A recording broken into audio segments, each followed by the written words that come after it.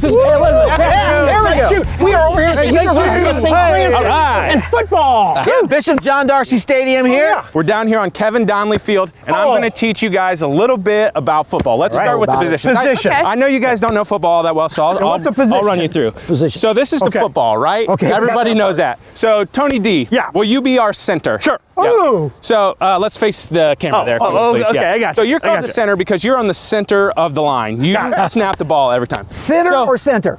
Center. Center. Maybe both. Center. Maybe both. Okay. Right. So let's start with the two old guys next. Are you a winner? You get to be beside Tony. Wait. We get what are we doing? So you guys are the guards. You will be on the side of the center every time we line up. I got him. So you're guarding the quarterback, who will be. Wait a minute. I did bring the quarter, and you flip it up, and then you don't give it back. No, Lonnie. That's the coin toss. The quarterback is a quarter of the way behind the center. That's where the name came from. Yep. I stay away from the center too. So you guys have to guard Elizabeth with your life. We can do that. All right. Next position. Izzy, will you be our halfback?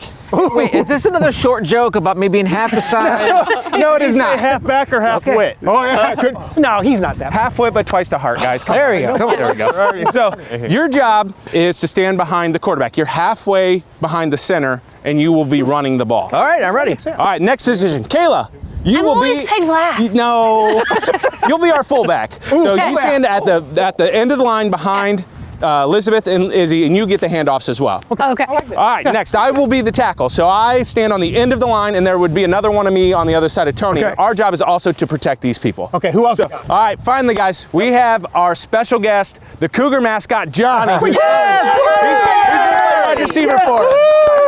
Yeah, Johnny! It's like Granite Ridge win. All right, guys. Hey, guys, I am warmed up. You guys don't stand a chance. Wait, what's he? Look. We're talking American football. No, European football. No. Longest goal scoring That's soccer. This is football. This is what I do. Wait. No, we're kicking field goals today. No. Goals. That he was good at something. Field goals. No, but I'm telling you, I can kick this ball farther than you can kick that ball. oh, absolutely not. But I'll make you a side bet. If I win, we get the name back. I'm up for that. I carry a tee around just for this certain. You carry that around your back all the time. All the time. Let's be real, guys. A chance at this too. Yes. I want to try. You know that he used to be the best goodness, football let's go. player in Ohio. Great. I think I can kick it farther than.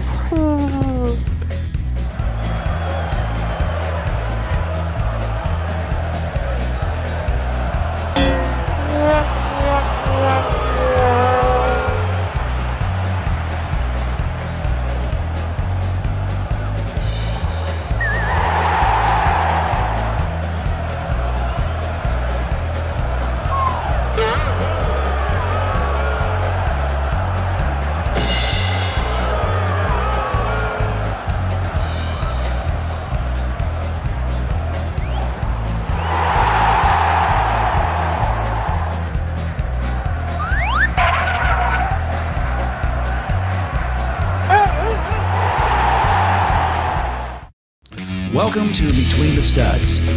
We are Granite Ridge Builders, custom builders serving northern Indiana, northwest Ohio, and also parts of southern Michigan. We have been building custom homes for almost 2 decades, and we're really passionate about what we do. So join us today as we explore the processes, the trends, and also tips that characterize today's new home. Thanks for watching.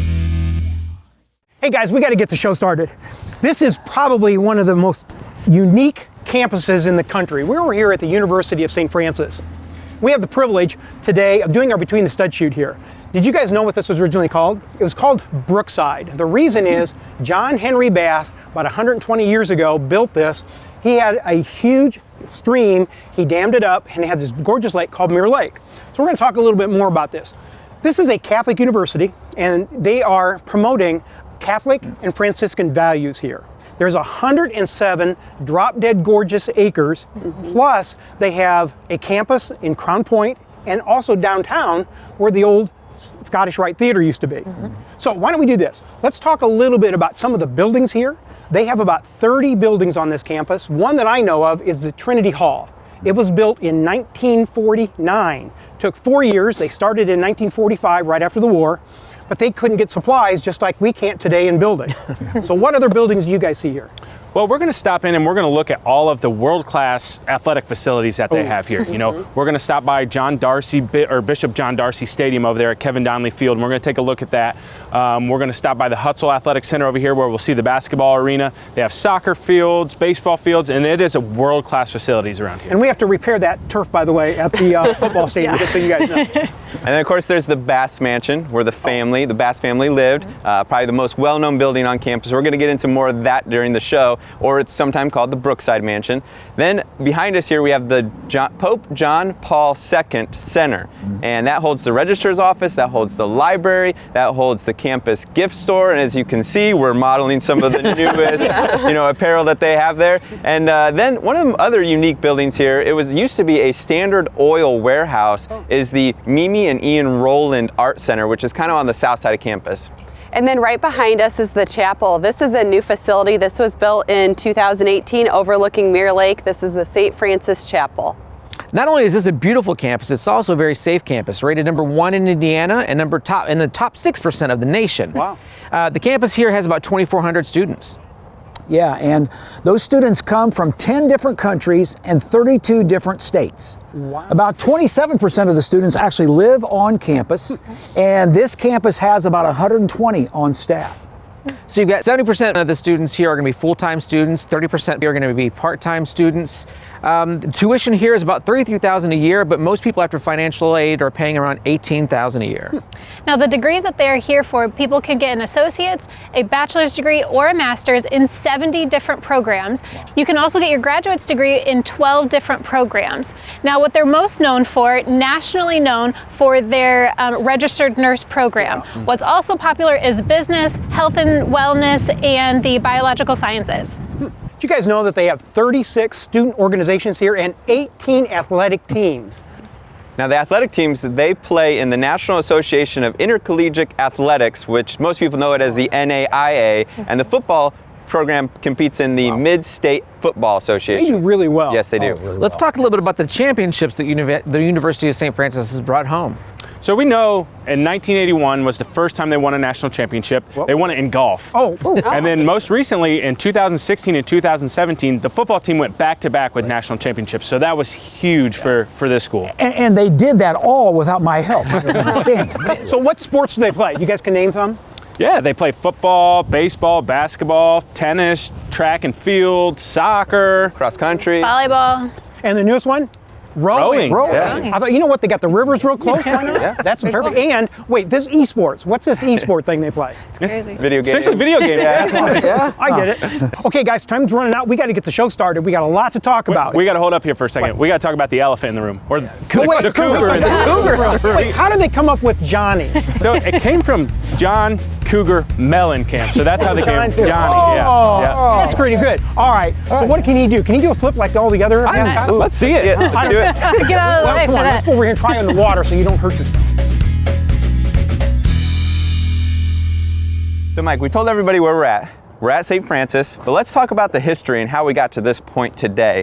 In 1940, a new charter allowed them to offer degrees in nursing, science, art, and education. And then 4 years after that, that's when they relocated to Fort Wayne. The sisters bought 65 acres of the Bass Estate, and that's part of the campus that you see here today. And then a year after that is when they had their first commencement. They had Bishop Knoll was in attendance. They had 5 students and 11 sisters got their degree at the University of St. Francis as we know it today. Then look, in 1964, the basketball team and the baseball team here at St. Francis made their start. It was their inaugural season.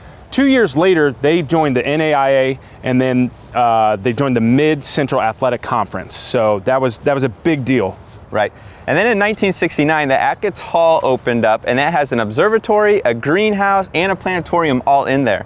Now, 1975 is a big date because that's when they officially became the Cougars. Before that, they were the Troubadours. Do you even know what a troubadour is?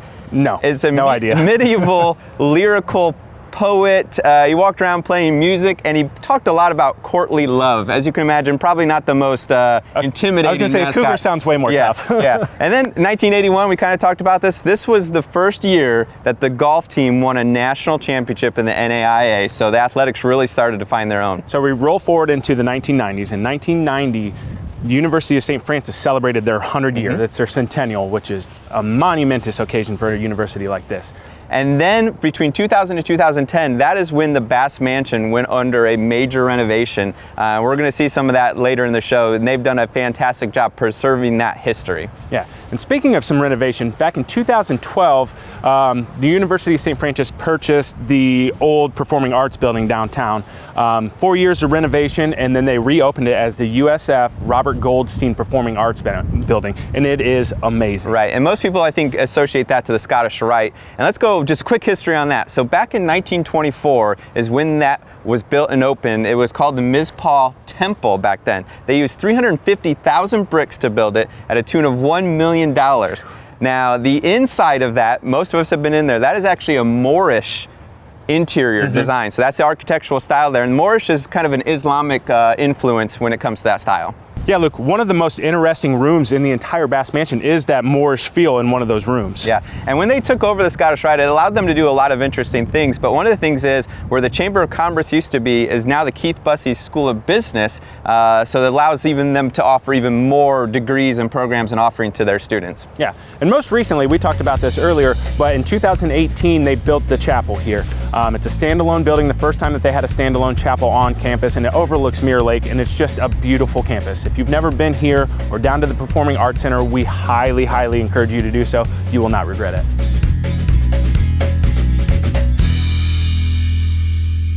Hey, Lonnie, here's that statue that Luke and Mike were talking about, and they've got the three birds, and this is St. Francis. What do you think that all meant? Well, there's a reason why those birds are there, but let's talk about St. Francis a little bit. He's an interesting guy. He really was. He was born in 1182 AD, lived only 44 years, but boy, he did a tremendous amount during that time. Now, his name, this is a hard one to pronounce, but his name when he originally was born was Giovanni di Pietro di Bernardone. He was born in Italy. And his mother was French and his dad was Italian, and he was a silk merchant, very, very wealthy. One thing about St. Francis, he was the most celebrated religious figure probably in the last 2,000 years. And a couple things that I thought was very interesting that he did, he was basically an Italian Catholic friar, he was a deacon, a mystic, and he was a preacher.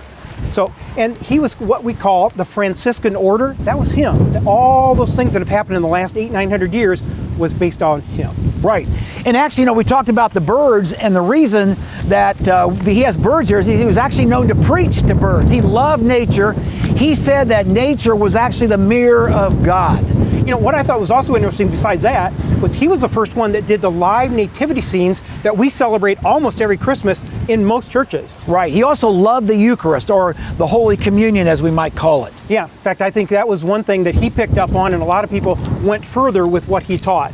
He also started a couple really fun orders. Right. And those were basically institutes. So he started these orders. One was the Friar Minor.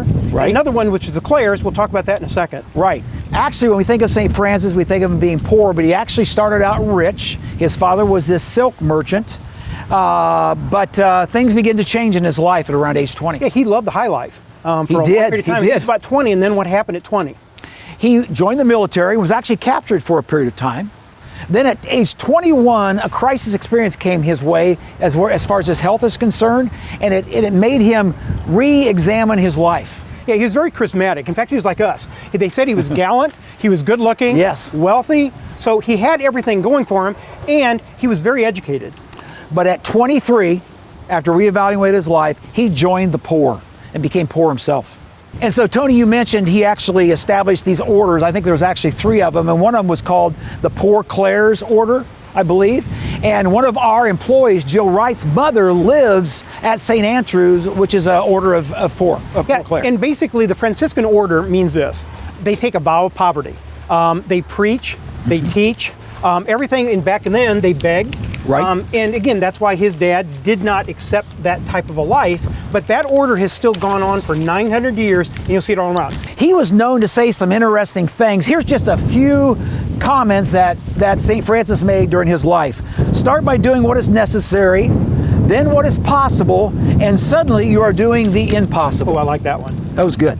The deeds you may do may be the only sermon some people see. preach the gospel all the time. If necessary, use words. Ooh, I didn't know he said that. He did. And the only thing ever achieved in life without effort is failure.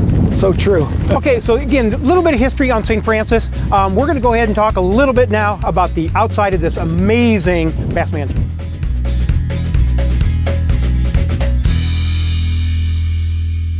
Here we are at the beautiful Bass Mansion that started off on a 300-acre property here.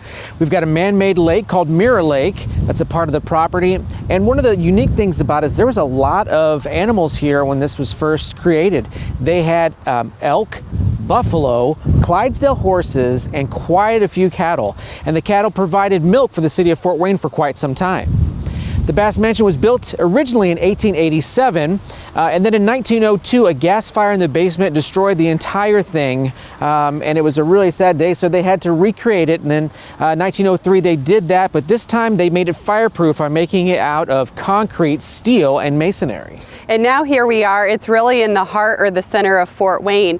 This is located at 2701 Spring Street, but this is a beautiful style. This is Richardson Romanesque, and John and Laura Bass chose this style because of a lot of their travels through Europe and through the United States. Richardson Romanesque was really popular in the beginning 1900s. It was made popular by Henry Hobson Richardson. He really brought this about, and it's a combination of Gothic, Victorian, and the Richardson style. Well, there's quite a bit of items that we can point out about this, so let's really dig in and show the beautiful architecture we have behind us. This beautiful mansion is also called the Castle or the Brookside, and you can see the beautiful details on the back. For example, this has 3 conical spears. You can see 2 of them here. There's one on the other side. Hip roofs, the tile roof, the porch. This is overlooking Mirror Lake, and it's a hexagon shape to take advantage of all of the beautiful views. And just over my shoulder is the solarium. This is where Laura Bass would do her painting, and she had a great view to look out the window. And then notice all the little details. For example, the blinds in the windows. Not only are they beautiful in the inside, but they're also beautiful from the exterior. The aerial view of this home is also spectacular. When you look down on this home, you see the ballroom, which is a glass dome. You know, let's go take a look at this from the other side here. Some of the things that you're talking about are even evident inside the Lego set. Yeah, the Lego set. I forgot about that.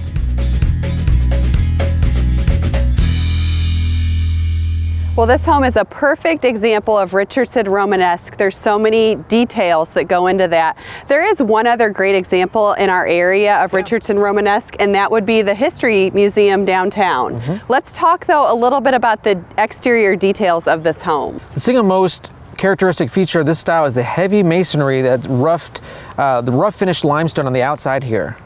The numerous heavy round Roman arches on doorways and windows, and 2 and 3 grouped windows with Roman arches are very unique. The stunning porte-cochere with 3 Roman arch entries and scenic room above is unique and world-renowned. Imagine all the carriages pulling up to the mansion. World-class stone carvings, sculptures, and gargoyles adorn the exterior facade. Above the front entry, or the 3rd floor, is an unusual gable roof dormer pocket porch off the billiard room. The copper and tile roofs are beautiful and unusually costly when built. And then directly behind us is the porte-cochere. Above that is actually the children's retreat. So that's where the grandchildren slept. It's definitely a place that you should make a part of your Christmas tradition. If you've got time here in Fort Wayne, come on out here and see all the beautiful nativity scenes and all the beautiful architecture here at Bass Mansion. Okay, let's go look at some of the lights.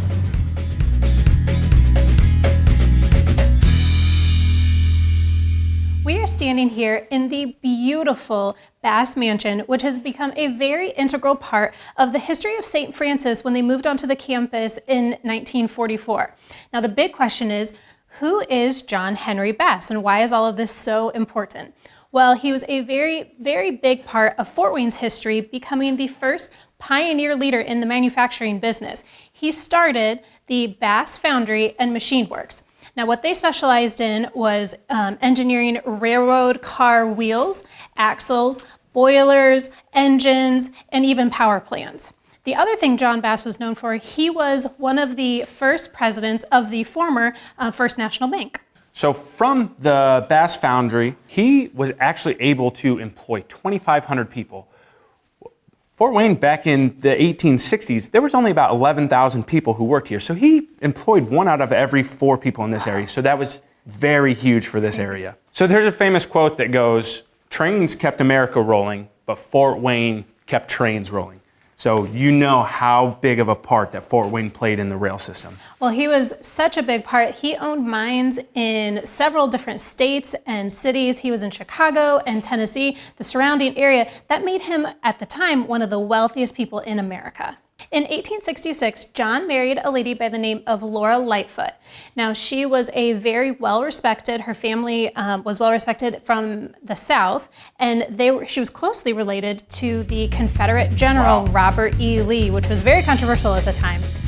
Now, John and Laura rose to the top of Fort Wayne's society ladder over the next 40 years. They became very wealthy and very well-known in the area. Okay, there's something in the foyer that I want to show you here. Okay. But a fun fact for you. Yeah. Did you know John Bass actually owned the first electric trolley system here in Fort Wayne? Wow, that's actually crazy.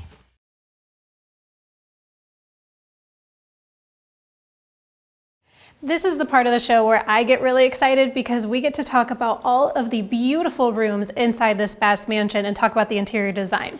So when the Bass Mansion was built in 1903 for the Bass family, it was done with the Romanesque theme on the outside, but the inside was done a little bit more with the Victorian opulence, and it was done with the absolute best craftsmen of the era. Each room has its own theme based on different European styles and influences that the Bass family saw and really loved that they wanted to bring back to their home. Yeah, you get excited, I get nervous. I don't know how we're possibly going to paint the picture of what this house really looks like.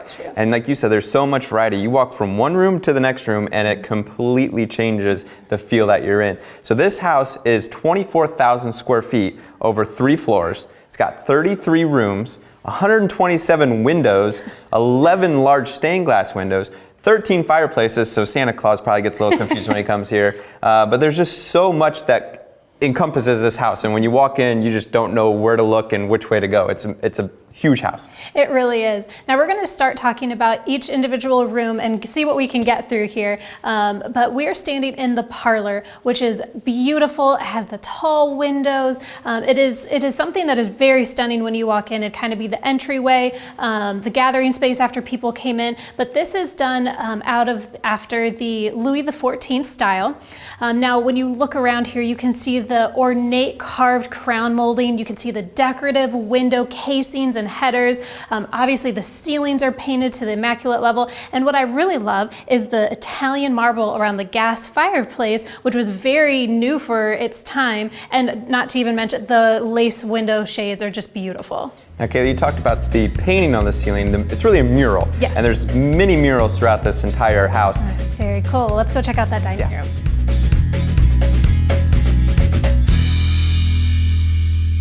All right, Kayla, we made it into the formal dining room here. This is a little bit more my style as opposed to the parlor. I like the stained woodwork, but this is a 40-foot long room. Again, we still got the 15-foot tall ceilings. It's flanked by a beautiful African fireplace here that has 2 Ionic columns on both sides. And then as you can see behind us, there's a beautiful mural that wraps around the entire room here. Now, John Bass saw this mural when he was over in the Kingston Palace in England.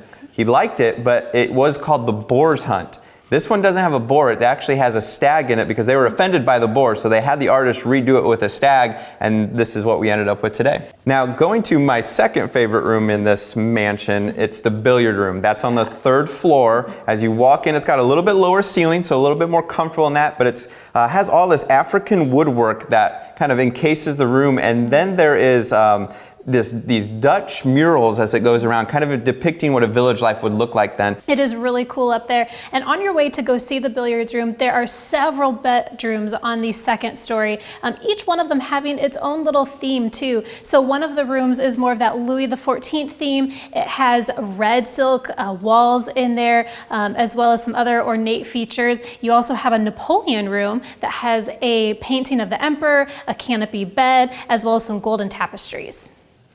Now, I love to put myself in the times that we're talking about here. So imagine this, coming up to this beautiful mansion that is absolutely stunning in your horse and carriage under the porte cochere, walking into this home, going up 3 stories to the most impressive ballroom in the Fort Wayne area at the time for the very prestigious parties. It has wood lane floors, the fresco paintings on the ceiling, like you mentioned, a very unique dome skylight. It has a stage. I mean, this was the place to be. It's stunning, beautiful, and absolutely amazing here. Now, when I walk around this mansion, I can't help but think, how did they possibly do this back then without the tools that we have? And there's so much that we didn't even cover, like the inlaid wood floors that you can find throughout this entire mansion. The ornate woodworking, and it changes from room to room. There is paintings that are, like we mentioned, and some of them have 23 karat gold inlaid with it. So there's just so much. It has indoor plumbing, which was, again, kind of rare at its time. They had burglar alarms on their windows back then. So, we think, oh, security alarms must be kind of a new thing. No, they figured out ways to do it back then. So this is, again, one of those places that no matter how much we describe it, how many pictures we show you, videos we show you, it's one of those rooms you just have to, and mansions, you have to walk in, you have to experience it and feel it for yourself.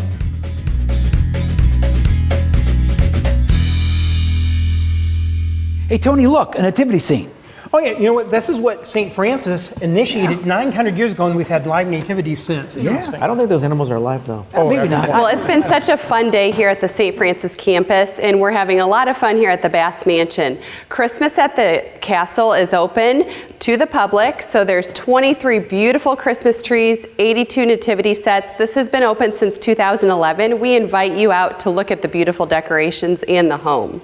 Yeah, we really do encourage everyone to come out. It's a special time here. But before we close, guys, I just want to kind of a reflection. Christmas is the time for reflection. I just want to say this to our audience. We can't thank you enough for putting up with us, number one, the Between the Stud Shoot, but also embracing the show and also embracing Granite Ridge Builders. We've been building now for 20 years and I've done over 7,500 homes, and we can't thank you enough for all the things that you guys do for us. What else would you guys think you're thankful for? Any of your routines that you kind of do during Christmas time? Well, I'm thankful to live in the land of the free. Freedom to assemble, freedom of religion, freedom to speak, and even eat Christmas cookies at Christmas time. But anyway, that's the best part. And for me, this time of year, I can't help but think of family. And my family has been healthy. And, this time of year, we can get together and just everything kind of slows down and we get to really think about what we're thankful for and all the blessings we have. I'm thankful that it's a time of giving, and so right now our family is now taking a tradition of helping give a goat and some chickens to those who are less fortunate, something that they can use for their families and to sell for a little small business. And I'm thankful for time to slow down. We're so busy all year long. It gives us time to be together as a family and reflect on our year together. And I'm extremely thankful and blessed that next year I get to introduce a new baby to the Granite Ridge family. And I'm going to earn some brownie points here. My boss is here, my wife is here. I'm going to say I'm happy, I'm thankful for a great job, a great place to work, and I'm blessed to have a beautiful family as well. And one more thank you to the University of St. Francis and also Johnny Cougar. Yes. He put up with a lot today. Kayla, would you go ahead and close for us? Thank you all so much for joining us today. If you'd like to learn a little bit more about who we are, what we do, and why we do what we do so well, please pick up the phone and give us a call. Visit our website, or even better yet, come and visit us this Christmas season. We would love to see you. Hey, before we go, let's sing a Christmas song. We wish you a Merry Christmas. Everybody can join us. We wish you a Merry Christmas. We wish you a Merry Christmas. We wish you a Merry Christmas and a Happy New Year. Good job. Merry Christmas. Have a great Christmas.